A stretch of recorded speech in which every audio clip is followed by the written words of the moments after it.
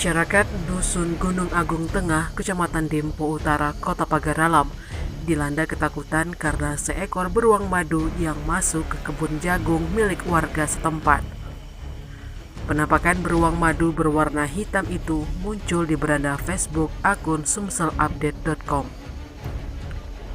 Kemunculan hewan buas itu pertama kali diinformasikan oleh akun Facebook dengan nama Ali Jema Dusun Begai dan Rita Indahu.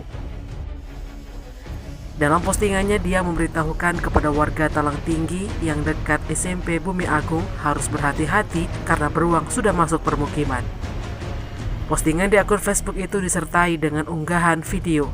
Saat dihubungi akun Facebook bernama Ali Jema Dusun Begai, dia mengatakan kemunculan beruang tersebut sudah untuk 3 kalinya.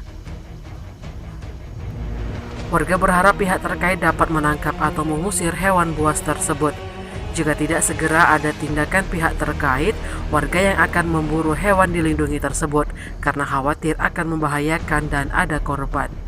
Tim Liputan Sumsel Update TV melaporkan.